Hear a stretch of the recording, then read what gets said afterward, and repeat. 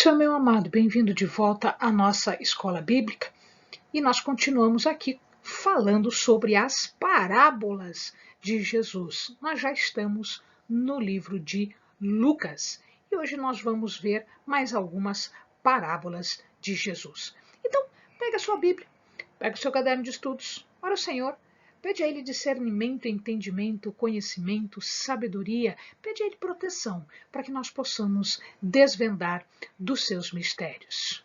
Vamos lá.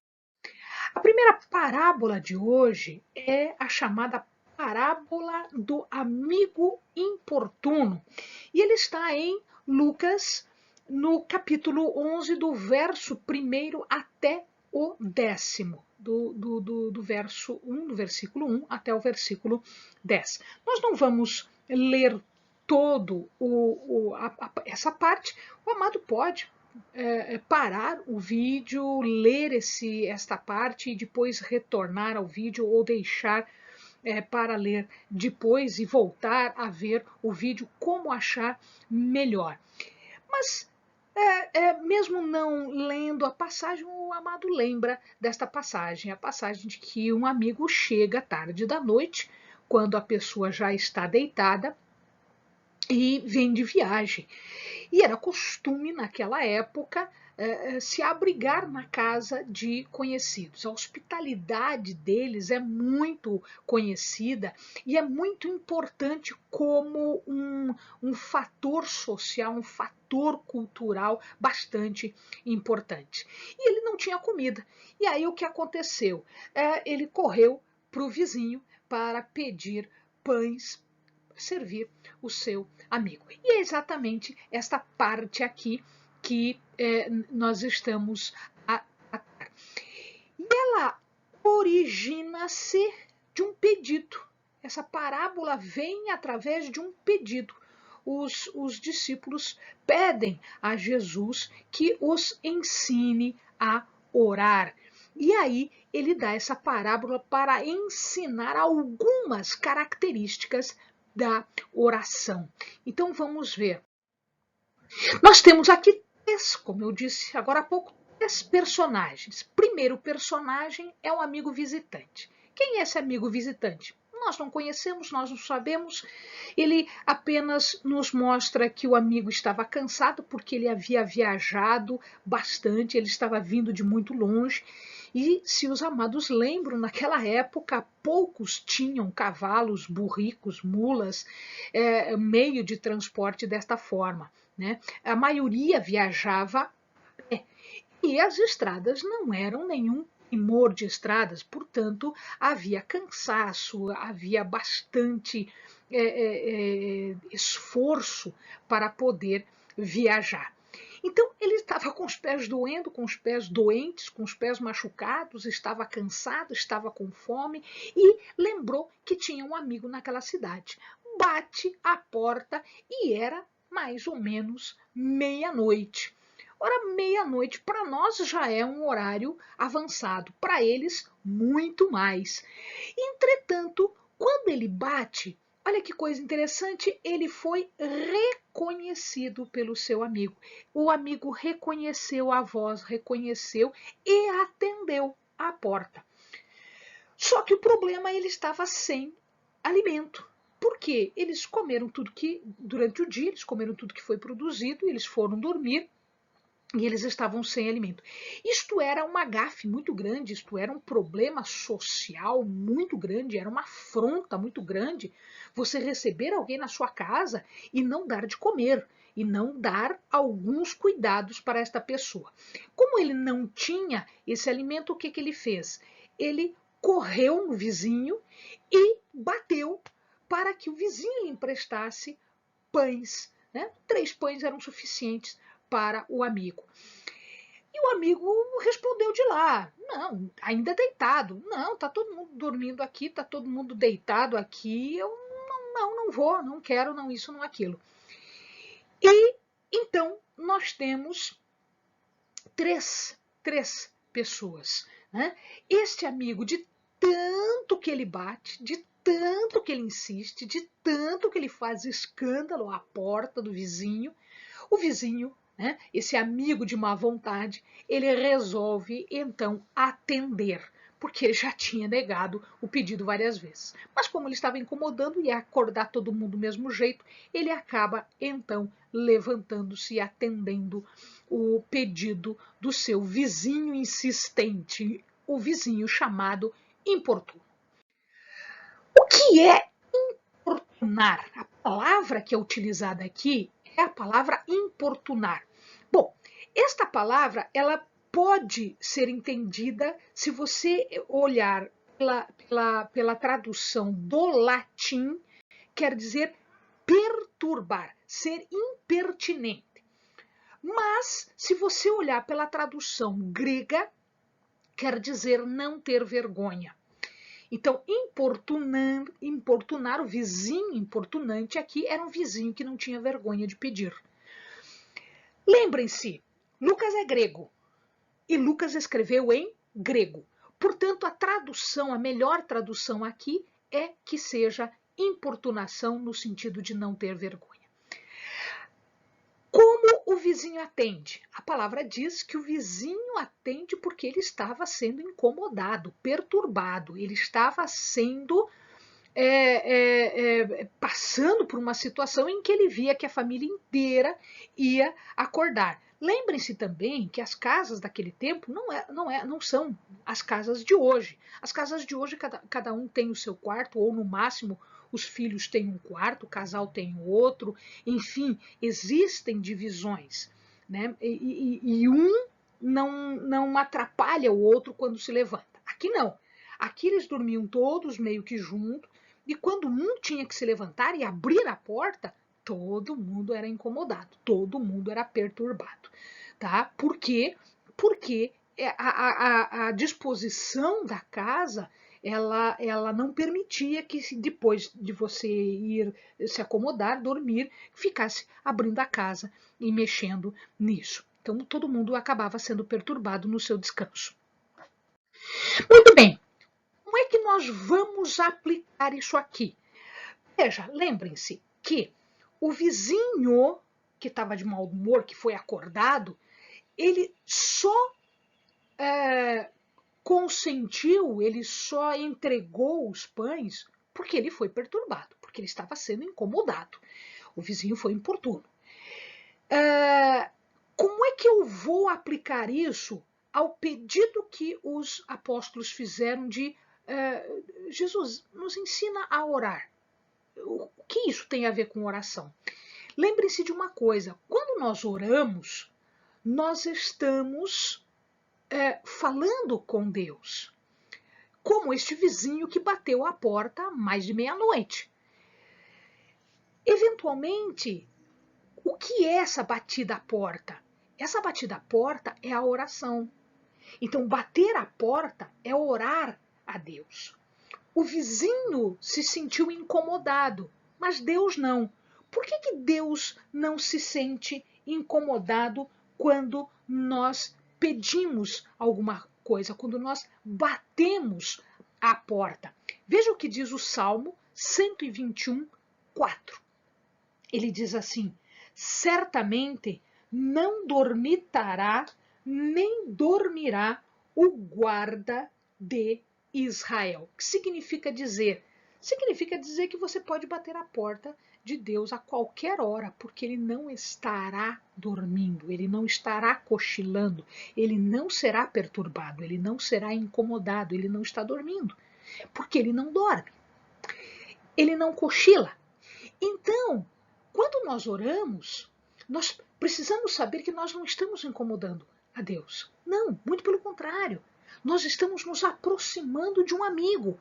E este amigo não vai fechar a porta para nós, não vai dizer, ó, eu já estou dormindo, eu não quero saber da tua necessidade. Deus não vai fazer isso. Deus vai ouvir a nossa necessidade. Deus vai entender a nossa necessidade. E Deus vai nos dar aquilo que nós precisamos. Então são 3 coisas que você precisa lembrar aqui. Primeiro, que Deus não dorme, Deus não cochila, Deus não pode ser perturbado, porque ele não está dormindo. Ele tem prazer, ele tem satisfação em observar e fazer aquilo que nós estamos pedindo, porque nós estamos com necessidade. E terceiro, a nossa oração é o bater à porta de Deus. Jesus agora ele vai aplicar um pouquinho mais. Então, já vimos isso. Vamos um pouquinho mais para frente, vamos um pouquinho mais profundamente na parábola. O que significa essa batida insistente? Veja que num primeiro momento o vizinho não deu bola. E ele bateu de novo e bateu mais forte, incomodou e falou, ou seja, ele foi importuno, ele não teve vergonha de fazer aquilo. Ele não teve vergonha de fazer aquilo.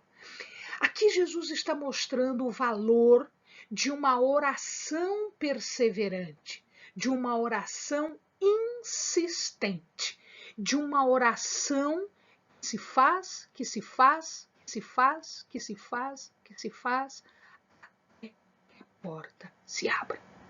Sem vergonha, de modo importuno, não querendo atrapalhar o sono de Deus, porque Deus não está dormindo, muito pelo contrário, ele tem prazer em atender às nossas necessidades.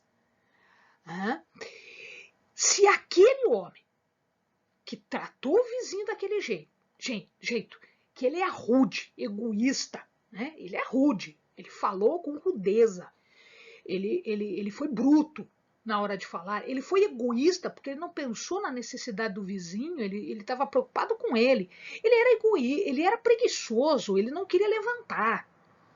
Mas na verdade ele foi tão incomodado que ele acabou tendo que levantar. Se ele atendeu o pedido, imagina este nosso Deus que está ávido por nos ouvir, que está pronto para nos atender, que é amoroso, bondoso e incansável.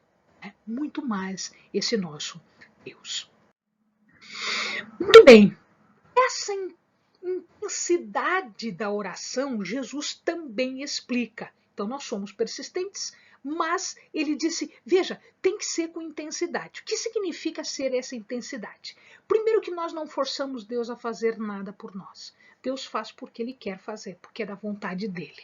Senão ele não vai fazer. Você pode bater o tanto que você quiser, você pode pedir o tanto que você quiser, se não for da vontade dele, ele não vai fazer.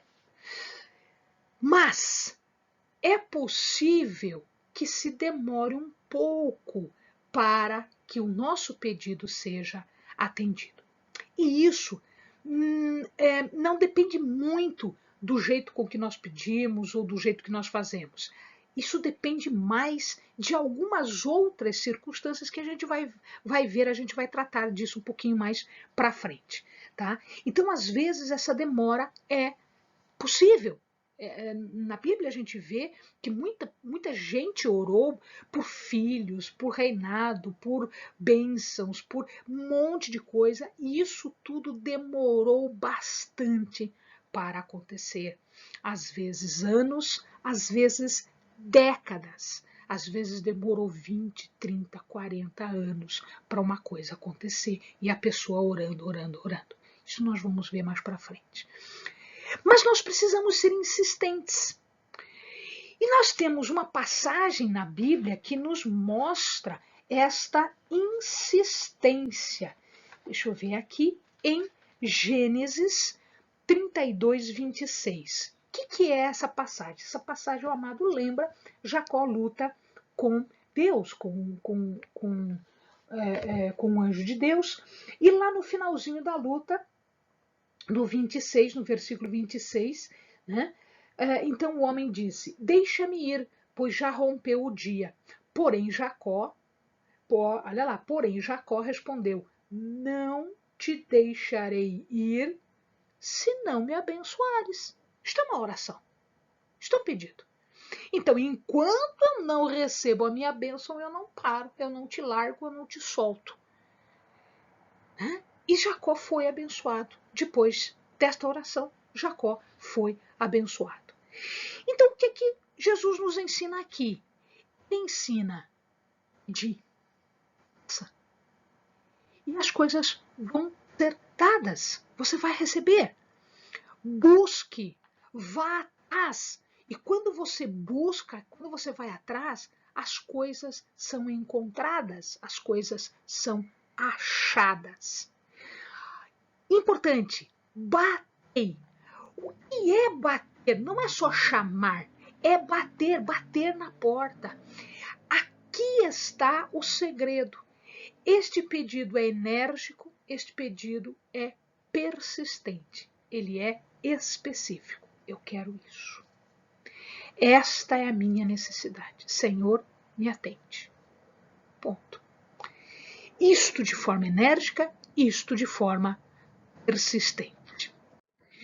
Existe uma outra parábola que fala praticamente a mesma coisa, mas nós utilizamos aqui, né, Jesus utiliza aqui uma outra figura. Em verdade, não é um vizinho, é um juiz.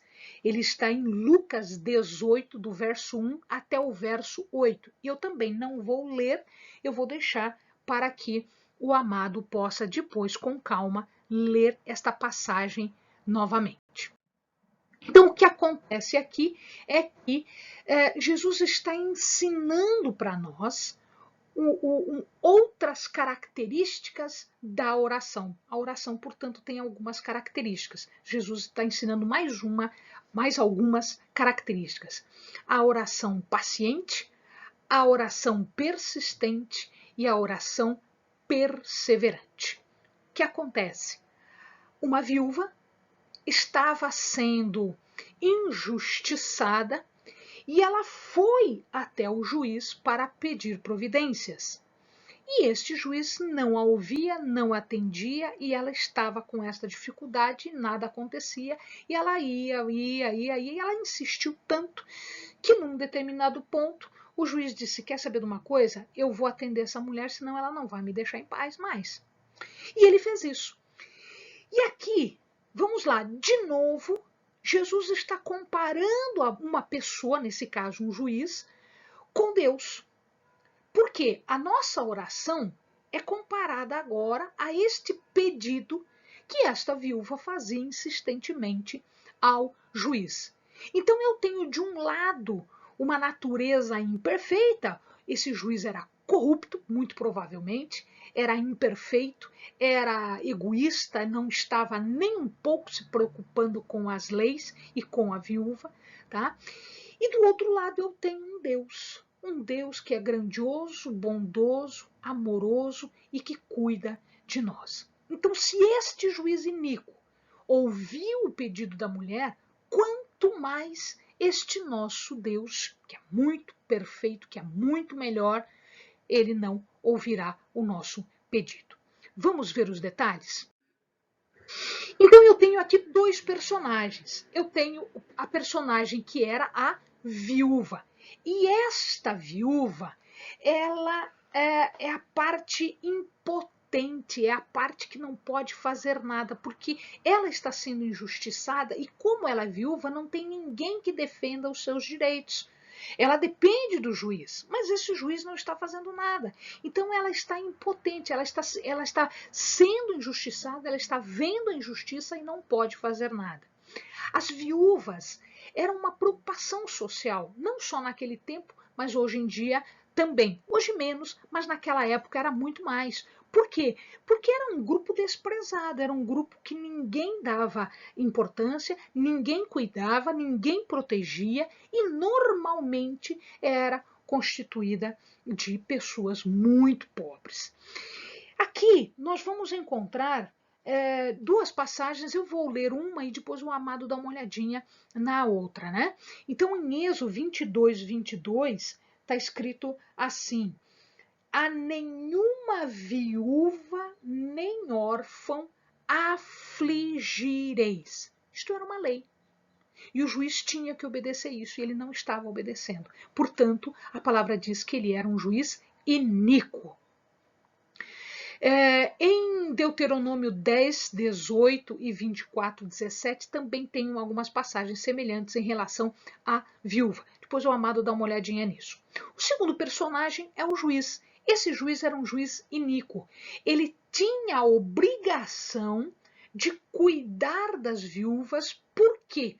porque ele era nomeado juiz. E quem fazia os julgamentos, quem dizia a justiça, era o juiz. Naquela época, eles eram constituídos exatamente para isso. Era uma pessoa muito arrogante, era uma pessoa dura de coração, que não se sensibilizava pelo problema da viúva, pela necessidade que a viúva estava passando, pela injustiça que ela estava passando. E ele só deu a decisão porque ele foi egoísta, ele não queria ser perturbado, então ele deu a decisão. Ele era uma pessoa corrupta, ele era uma pessoa que não temia a Deus e que não tinha nenhum tipo de consideração pelos homens. Por que eu estou dizendo isso? Porque em Deuteronômio 16, o verso 18 e o verso 19 dizem o seguinte: constituirás juízes e oficiais em todas as cidades que o Senhor teu Deus te der entre as tuas tribos, para que julguem o povo com reto juízo. Não torcerás a justiça, nem farás acepção de pessoas. Não tomarás suborno, pois o suborno cega os olhos dos sábios e perverte a palavra dos justos. Então, o que acontece aqui? O que acontece é que ele não estava cumprindo nem a lei dos homens, nem a lei de Deus. Ele era uma pessoa iníqua. Mesmo assim, ele fez o que estava sendo pedido porque ele estava sendo importunado. Vamos observar agora Deus. Por que Jesus fez essa comparação aqui? Para mostrar que se nós obtemos resposta de pessoas ruins, como estas que nós vimos nas duas parábolas, quanto mais nós obteremos resposta de um Deus bondoso, de um Deus misericordioso. Deus tem vontade, Deus tem prazer em nos ouvir e nos responder. Ele, e somente Ele, pode cumprir os desejos do nosso coração e suprir as nossas necessidades. Como isso? Respondendo às orações, conforme esta sua vontade. E perceba que a vontade de Deus, ela é santa, ela é soberana e ela é perfeita. Santa no sentido de que ali é a justiça, é separado e é correto. Soberana porque é a sua vontade que prevalece em qualquer circunstância. E perfeita porque ele vai conduzir a melhor solução. Ele não vai nos conceder um pedido que vai trazer problemas. Nunca. Ele vai sempre fazer o que é perfeito, o que é correto, o que é justo.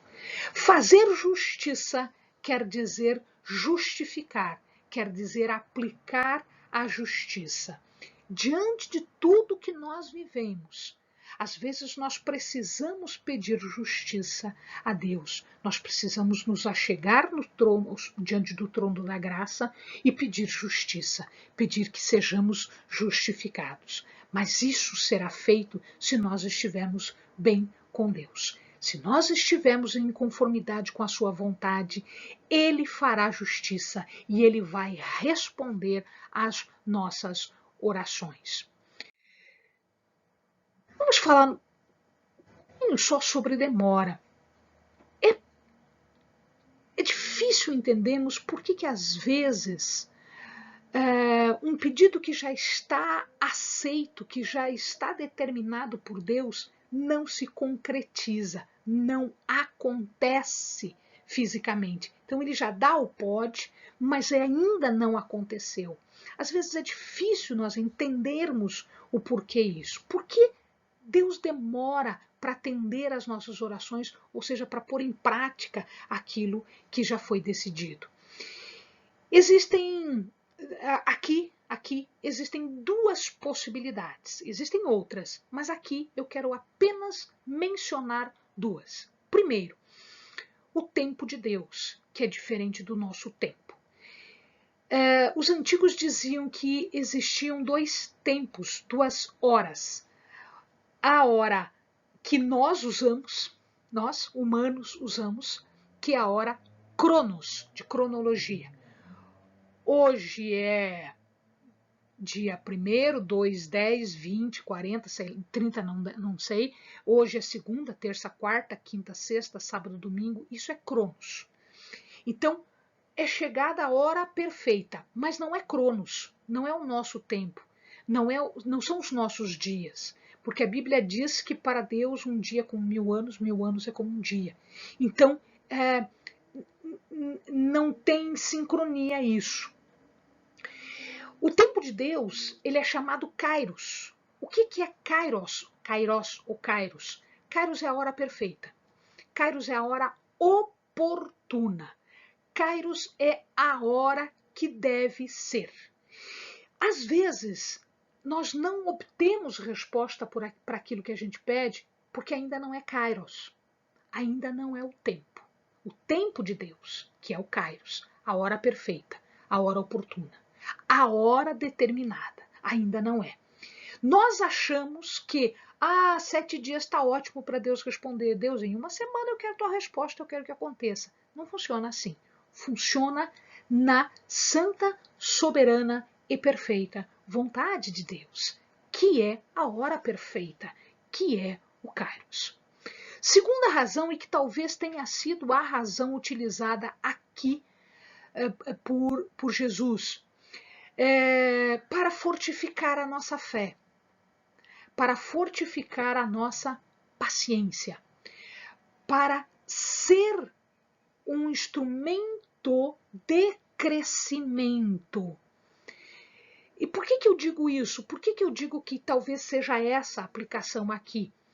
Porque ele pergunta no final, e quando voltar?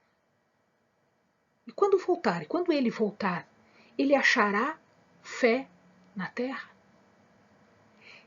Em que fé nós estamos nos baseando? Na fé visível? Na fé invisível? Na fé que o mundo tem? Ou nessa fé especial que nos é ensinada todos os dias e que nos é provada todos os dias?